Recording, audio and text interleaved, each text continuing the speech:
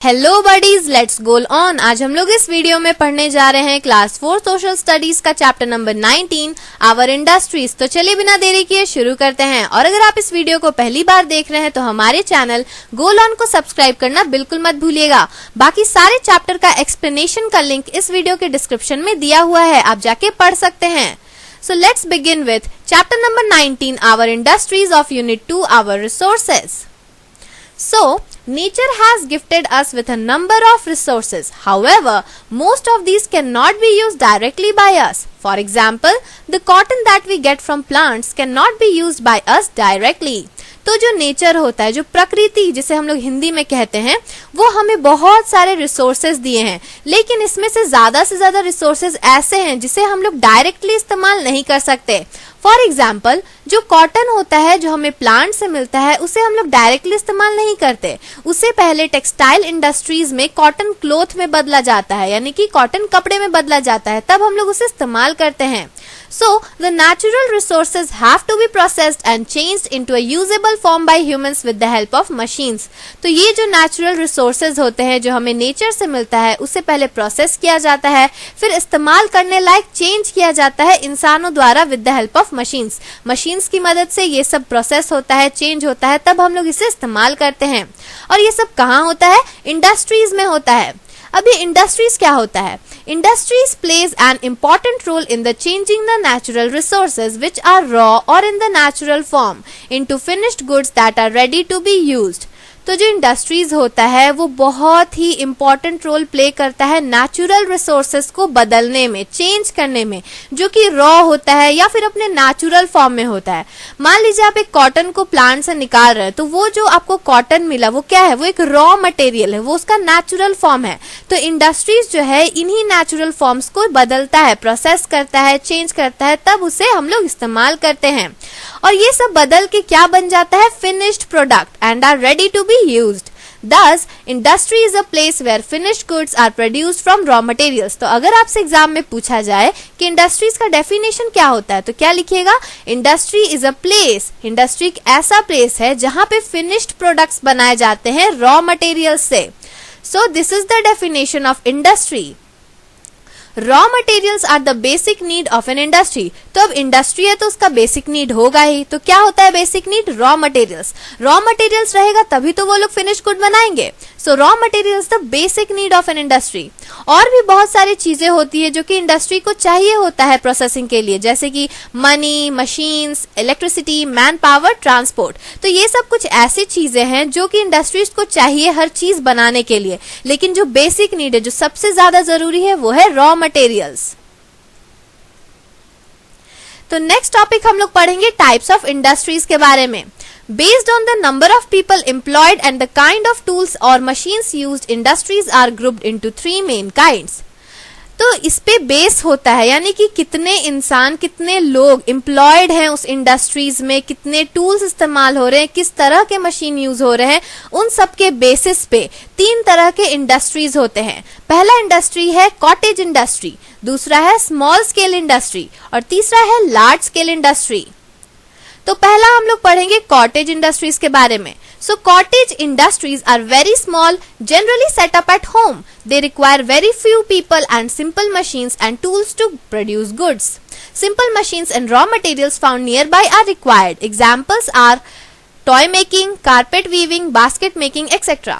तो cottage industries ऐसे industries होते हैं जो बहुत छोटे होते हैं और उसे ज्यादातर घर में ही सेटअप किया जा सकता है।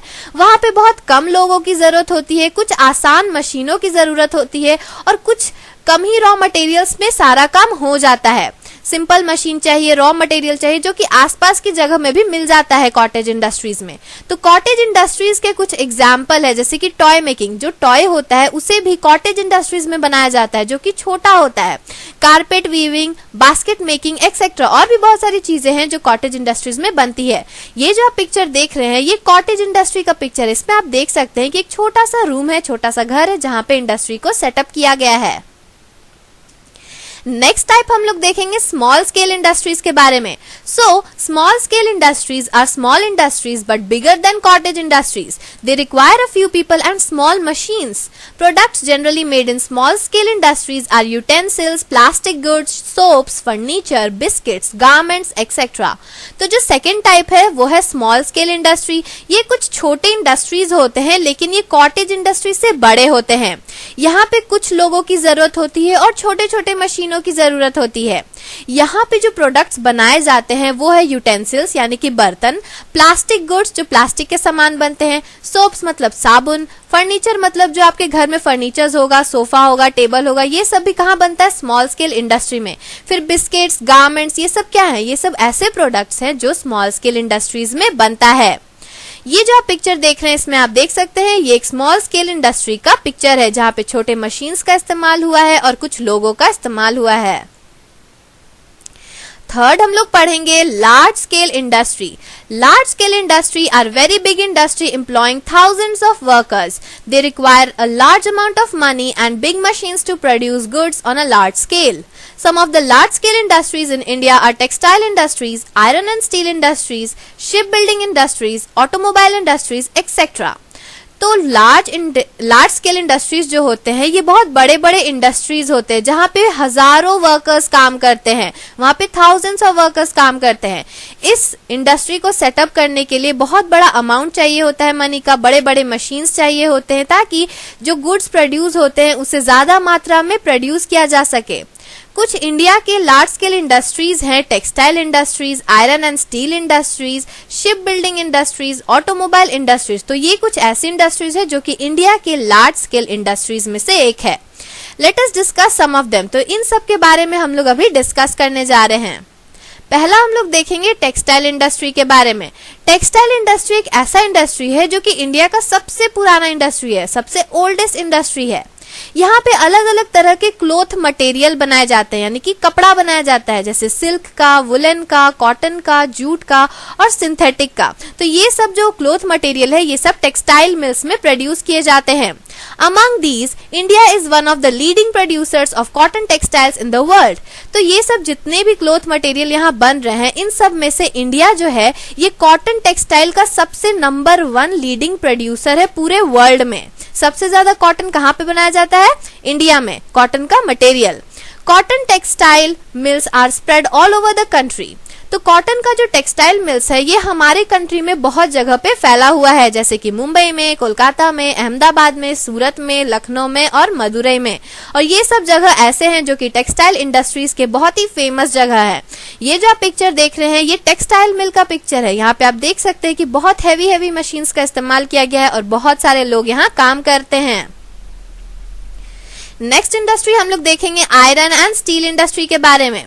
Iron and steel industry is most important as tools and machines needed in all industries are made of iron and steel.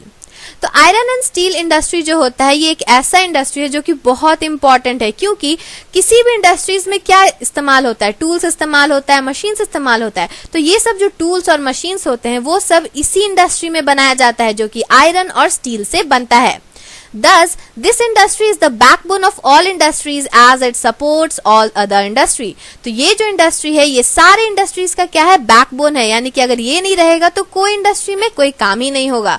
इसीलिए ये इंडस्ट्री बहुत ही इंपॉर्टेंट है.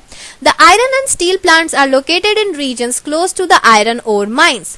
तो आयरन और स्टील से जो सामान बनते हैं तो ये सब आता कहाँ से है? आयरन और माइन से. तो ये सब जो प्लांट्स होते हैं, जो इंडस्ट्रीज होते हैं, ये उन्हीं आयरन और माइंस के क्लोज रीजन्स में लोकेटेड हैं.